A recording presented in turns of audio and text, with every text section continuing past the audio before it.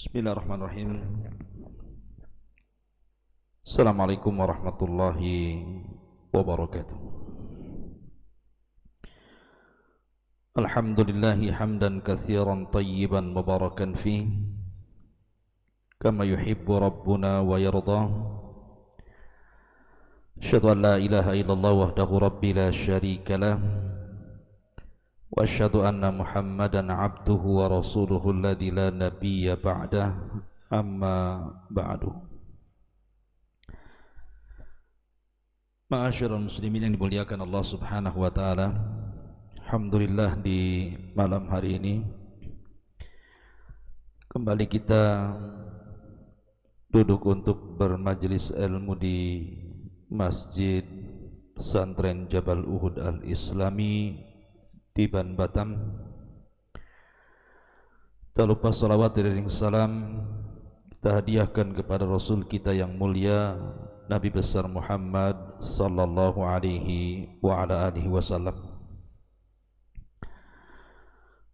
Malam ini kita akan membahas satu kisah yang sangat menarik dari salah satu peristiwa Isra dan juga Mi'raj Nabi sallallahu alaihi wasallam, di mana Nabi sallallahu alaihi wasallam diperlihatkan banyak hal dalam peristiwa itu. Salah satunya adalah kisah yang kita akan kisahkan tentang kisah seorang wanita yang sangat salihah, beriman dengan seorang nabi dari nabi-nabi Bani Israel, bahkan nabi yang sangat masyhur dari nabi-nabi Bani Israel, Nabi Allah Musa alaihi salatu wassalam. Dan wanita ini dipercayakan oleh Fir'aun untuk merawat putri-putrinya, mulai dari menyediakan makanan, membersihkan tempat tidur, bahkan sampai menyisiri rambut-rambut putri-putri daripada Fir'aun ini.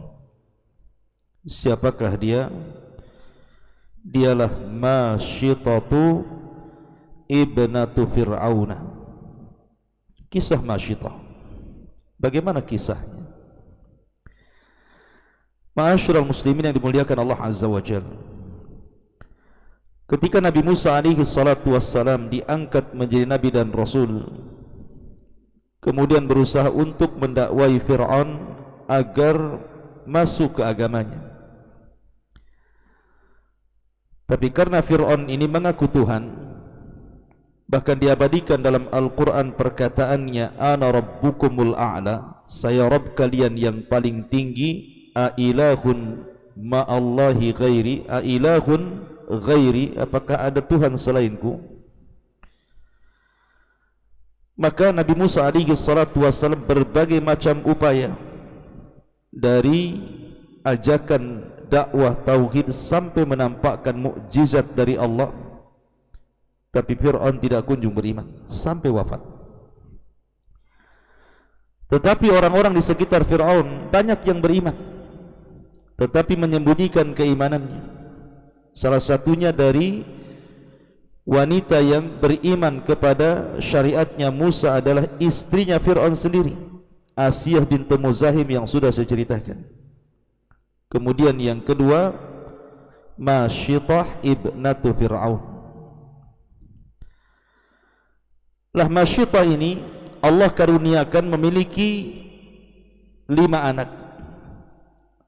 Abdullah ibn Abbas radhiyallahu anhu mengatakan 4 anak. Ada yang mengatakan 5 anak-anaknya Masyitah, ada yang mengatakan 4 anak-anaknya Masyitah itu, dan salah satunya masih bayi dan masih disusui. Dan Masyitah ini diberikan oleh Fir'aun ini tempat yang layak di istananya, karena sudah merawat putri-putrinya, otomatis dia diberikan tempat yang layak di istana itu, dan juga anak-anaknya. Sampai pada waktunya Masyitah kemudian beriman kepada syariat Musa dan menyembunyikan keimanannya. Jadi suatu ketika Masyittah ini sedang menyisiri salah satu daripada putri Fir'aun ini. Allah takdirkan ketika disisir rambutnya, sisir ini jatuh. Kemudian ketika hendak mengambilnya, tiba-tiba Masyittah mengucapkan Bismillah dengan menyebut nama Allah Subhanahu wa ta'ala. Tentu putrinya Fir'aun ini kaget. Kenapa Masyittah kemudian mengucapkan kalimat Bismillah dengan menyebut nama Allah? Siapa Allah di sini? Makanya kemudian dia bertanya, Allah ataqsidina abi? Apakah Allah yang kau ucapkan wahai Masyittah, yang kau maksud adalah ayahku? Maka Masyittah mengatakan, bukan, kalla, bukan. Innahu rabbi wa rabbuki wa rabbu abauki wa rabbu jami'in nas. Allah adalah Tuhanku, Tuhanmu, Tuhan bapakmu, dan Tuhan seluruh manusia. Marahlah putri Fir'aun ini. Akhirnya kemudian falatamatha wa darabatha. Saking marahnya putri Fir'aun ini, ditamparnya Masyittah itu. Bukan hanya ditampar, dipukul lagi sampai jatuh. Kemudian dia mengancam, akhbartu abi, saya akan habarkan ini kepada bapakku. Akhirnya kemudian putri Fir'aun ini datang kepada Fir'aun menghabarkan bahwa Masyittah mengatakan bahwa di sana ada Allah, Tuhanku, Tuhan dia dan Tuhan. Tentu Fir'aun ini heran. Selama ini dia mengaku Tuhan, tidak ada satupun orang yang berani mengatakan di sana ada Tuhan selain Fir'aun, apalagi di lingkungan keluarganya. Makanya kemudian Fir'aun pun memanggil Masyittah ibnatu Fir'aun ini untuk dihadapkan. Kemudian Fir'aun pun mengatakan kepada Masyittah ini dan mengatakan, ya Masyittah, apakah di sana ada Tuhan selainku? Maka Masyittah mengatakan, ya, dia adalah Allah, Tuhanku dan Tuhan. Faghadiba Fir'aun, Fir'aun pun marah.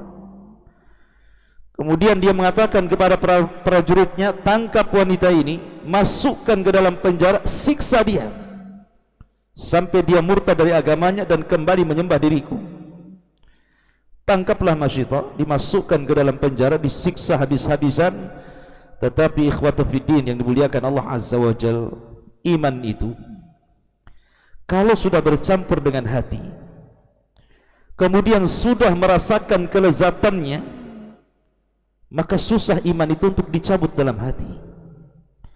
Sehingga siksaan apapun akan dirasakannya lezat bagi dirinya. Lihat Bilal bin Rabah, ketika dia digiring ke padang pasir, kemudian diikat di batu besar, kemudian dipanaskan di terik matahari, dicambuk sampai yang menyambuknya yang kecapean, tapi Bilal hanya mengatakan ahadul ahad, ahadul ahad. Rasa nikmat dengan siksaan itu. Kenapa? Karena iman sudah bercampur dengan hatinya.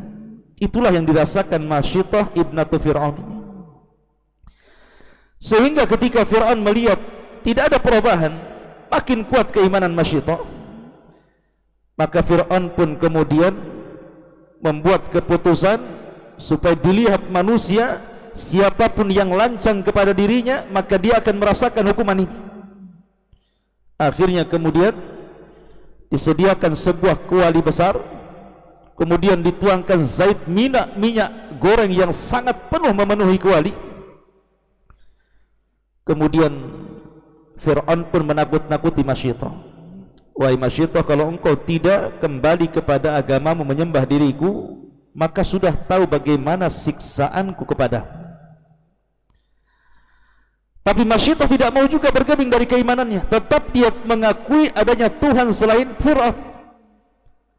Tuhannya Musa, Tuhannya dirinya, Fir'aun, bahkan seluruh manusia bertuhan kepada dia Allah Azza wa Jalla. Akhirnya Fir'aun pun tahu bahwa Masyittah ini memiliki 5 atau 4 putra. Fir'aun ingin lebih mengazab si Masyittah ini dengan cara bukan hanya dirinya diazab tetapi putra-putranya, supaya azabnya itu azab di atas azab. Panggillah putra-putra Masyidah. Anak-anak kecil ini tidak tahu menahu kenapa mereka sampai digiring dan apa yang akan dilakukan oleh Fir'aun kepada dirinya. Tiba-tiba kemudian mereka ditangkap, digiring, kemudian dihadapkan kepada ibunya. Ketika melihat ibunya mereka ketakutan, mereka hanya bisa memeluk ibunya saja. Kemudian dia bertanya kepada ibundanya, ada apa ini? Tapi ibunya diam saja. Sampai Fir'aun pun sekali lagi mengatakan, ya Masyidah, kalau engkau tidak kembali kepada agama menyembah diriku, maka lihat apa yang terjadi dengan anak-anakmu. Tapi Masyidah tidak bergeming juga keimanannya. Dipanggillah anak yang paling besar, kemudian diangkat oleh prajurit. Kemudian anak ini berusaha meronta-ronta karena tidak tahu apa yang akan dilakukannya. Tiba-tiba dilempar kepada penggorengan. Bayangkan Anda kalau melihat ada orang goreng ikan gitu ya, sepertilah digoreng sampai matang, memutih, kemudian muncul di zait, di minyak itu, dan Masyidah melihatnya. Siapa yang tega seorang ibu melihat anaknya digoreng hidup-hidup? Tidak ada ibu manapun yang melihat anaknya kemudian digoreng hidup-hidup di hadapan matanya pasti akan menjerit, meminta pertolongan agar anaknya jangan sampai diperlakukan seperti itu. Tetapi Masyidah sudah tahu konsekuensi orang yang beriman kepada Allah. Makanya Allah mengatakan, wa nabluwannakum bi syai'im minal khaufi wal ju'i wa naqsim minal amwali wal anfus. Dan kami akan uji kalian dengan sesuatu dari perasaan takut, rasa lapar, kekurangan harta, dan hilangnya jiwa. Itu ujian dari Allah Azza wa Jalla. Makanya Masyidah hanya menyabar-nyabarkan dirinya, berusaha untuk istiqamah. Kemudian anak yang kedua dan ketiganya berusaha lari, meminta syafaat kepada Fir'aun agar jangan dimasukkan seperti saudaranya. Tetapi apalah daya, mereka dihadapkan dengan raja yang sangat zalim, raja yang sangat bengis, yang sangat edan, Fir'aun laknatullah alaih. Akhirnya dilempar satu tinggal satu bayi yang sedang menetek kepada Masyidah. Tentu bayi berbeda dengan anak-anak yang lain, seorang ibu akan lebih cinta. Maka Fir'aun mengatakan kepada prajuritnya, ambil bayi itu. Akhirnya kemudian rebutan bayi itu dengan tentara Fir'aun ini. Akhirnya terpisahlah bayi itu yang mulutnya masih penuh dengan air susu ibunya. Mungkin tangannya masih memegang helaian-helaian rambut ibunya. Tiba-tiba dipisahkan begitu saja. Kemudian Fir'aun mengatakan, ya Masyidah, ini anakku yang terakhir. Kalau engkau tidak bertobat menyembah diriku, maka nasibnya sama dengan saudara-saudaranya. Ketika itu Masyidah mulai melembut. Hampir-hampir dia mengucapkan kalimat kufur, karena tidak tega bayinya harus menerima keimanan, risiko keimanan dirinya. Tapi Allah Subhanahu wa taala buat keajaiban. Muncul mukjizat dari Allah Subhanahu wa taala. Tiba-tiba bayi itu bisa bicara, menenangkan hati Masyidah sehingga istiqamah dalam keimanannya, sehingga dia mengatakan, ya ummah isbiri fa innaki alal haq. Wahai ibuku, sabar, enggak masalah, engkau di atas kebenaran. Maka ketika kemudian anaknya tiba-tiba yang masih bayi, antakahullah, Allah buat dia bicara, kemudian menyabarkan ibunya, tumbuh lagi keimanan, kuat lagi istiqamahnya, sehingga ketika melihat bayinya terlempar ke dalam gorengan itu kemudian mengapung mati di hadapannya, dia pun tetap mempertahankan keimanan.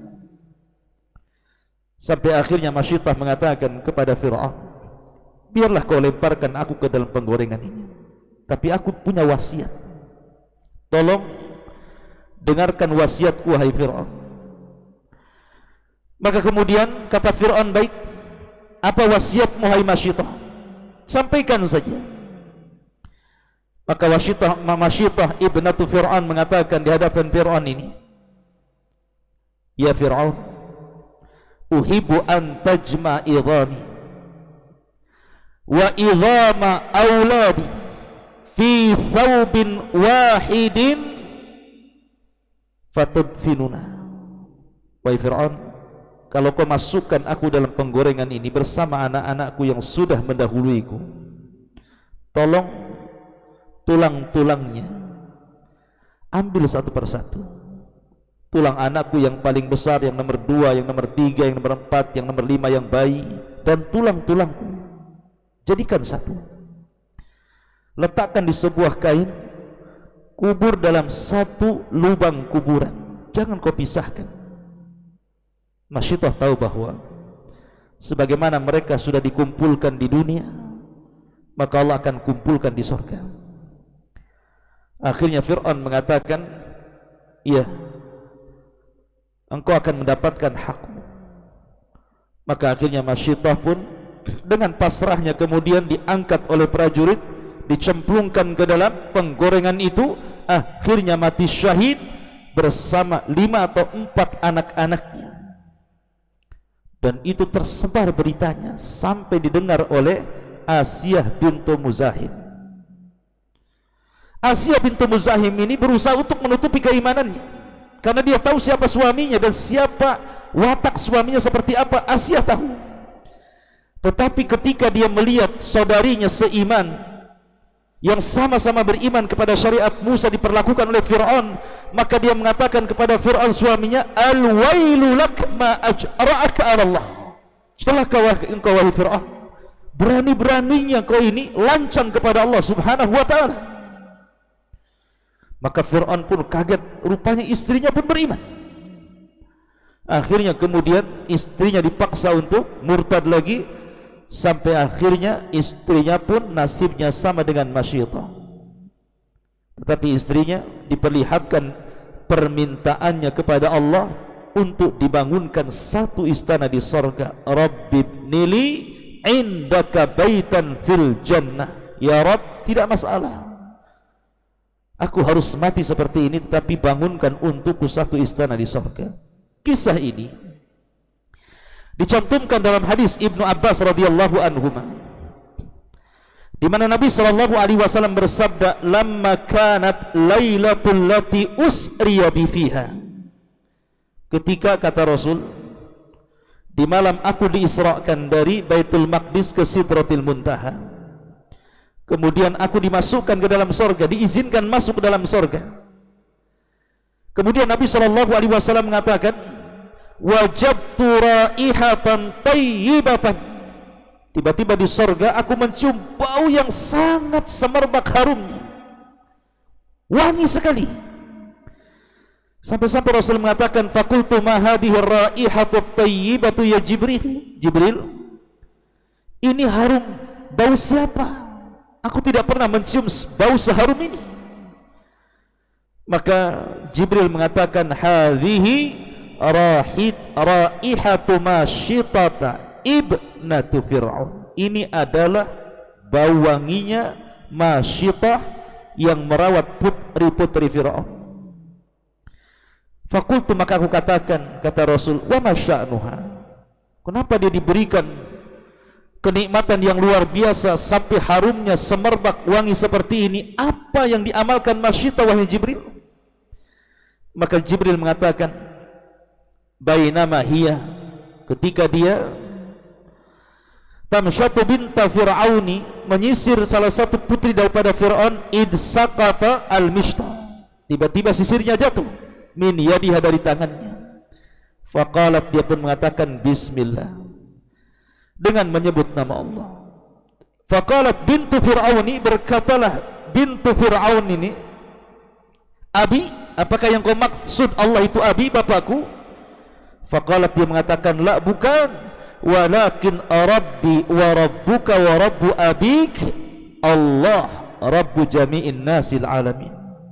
Bukan Allah itu Tuhanku, Tuhanmu, Tuhan bapakmu, bahkan Tuhan seluruh manusia di alam semesta ini. Qalat, maka berkatalah putri Fir'aun, wa inna laki rabban ghaira abi. Masyitah, apakah engkau memiliki Tuhan selain bapakku? Maka Masyitah mengatakan, na'am, ya. Kata anaknya, qalat, kalau begitu saya akan beritahu bapakku. Kata Masyitoh, silahkan. Lihat keberanian Masyitoh. Kemudian fa'amarahu bibaqaratin minuhas. Tiba-tiba Fir'aun kemudian menyediakan satu kuali besar dari kuningan.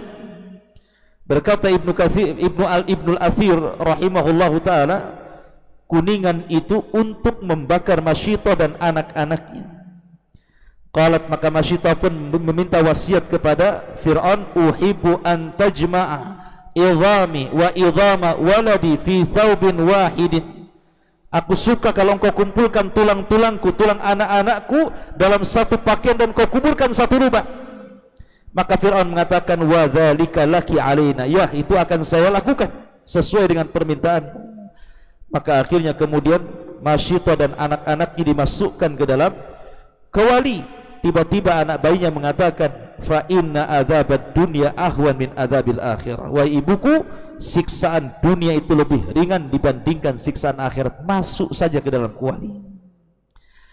Hadis ini ma'asyiral muslimin yang dimuliakan Allah Azza wa Jalla, dikeluarkan rawinya Abdullah ibn Abbas radhiyallahu anhuma, dan hadis ini sanadnya sahih. Dari sini ada pelajaran yang sangat berharga bagi kita, bahwa dunia ini darul bala, dunia ini tempat ujian. Siapapun, saya, anda, atau siapapun pasti diuji. Entah dengan kesehatannya diuji jadi sakit, entah dengan kekayaan diuji jadi fakir, entah dengan usahanya diuji dengan gulung tikar, entah rumah tangganya diuji dengan bercerai, entah dengan kematian. Manusia itu pasti ada ujian setiap harinya. Wa tilkal ayyam nudawiluha bainan nas, karena hari-hari itu berputar. Tidak mungkin manusia itu dalam satu keadaan susah terus, tidak mungkin juga senang terus. Pasti ada susah, ada senang, ada bahagia, ada tertawa, ada berkumpul, ada berpisah. Begitulah manusia, itulah kehidupan manusia. Ya. Oleh karena itulah maka Nabi SAW mengatakan, inna asyaddal bala al-anbiya, sesungguhnya yang paling berat ujian manusia itu para nabi. Tsummal amsalu fal amsal, kemudian orang-orang yang semisal Nabi mengikuti Nabi, ataupun orang-orang yang kemudian terus mengikuti Nabi. Kata Nabi SAW, fayubtalar rajulu ala hasbi dini, manusia itu akan diuji agamanya, akan diuji kehidupannya sesuai dengan kadar agamanya. Fa in kana fi dinihi salban ishtadda bala'u, kalau imannya kuat, seperti Masyitoh ini kan imannya kuat, seperti Bilal imannya kuat, maka Allah akan berikan ujian lebih. Wa in kana fi dinihi riqqah ubtuliya ala hasbi dini, tapi kalau agamanya lemas, agamanya lemah, maka Allah pun tidak menguji di luar batas kadar kemampuan manusia. Tapi yakin bahwa setiap ujian, inna ma'al usri yusra, setiap kesulitan itu ada kemudahan. Setiap kesulitan itu pasti akan menyusul kebahagiaan, tidak di dunia, di akhirat. Karena terkadang ada surga itu tidak bisa diraih dengan amalan. Ada surga itu, orang masuk surga itu tidak bisa diraih dengan sholat, dengan zakat, dengan puasa, dengan haji, silaturahim, baca Quran, zikir, atau ibadah yang lainnya. Tapi terkadang ada surga itu yang bisa diraih hanya dengan kesabaran. Karena tidak ada amalan yang jauh lebih banyak pahalanya melebihi sabar. Makanya Allah Subhanahu wa taala mengatakan, innama yuwaffas sabiruna ajrahum bighairi hisab. Allah akan cukupkan pahala orang-orang yang sabar tanpa batas. Tanpa batas, tidak ada nominalnya orang sabar itu. Oleh karena itulah maka jadilah kisah Masyitoh ini untuk supaya kita lebih istiqomah keimanan kita, lebih bersabar lagi dalam menghadapi dakwah, karena setiap dakwah itu ada tantangan yang sangat berat. Semakin bersabar semakin banyak pahala, semakin tidak bersabar maka akan hilang pahala dari kita. Subhanallah bihamdika, asyhadu an la ilaha illa anta astaghfiruka wa atubu ilaik. Allahu taala alam. Assalamualaikum warahmatullahi wabarakatuh.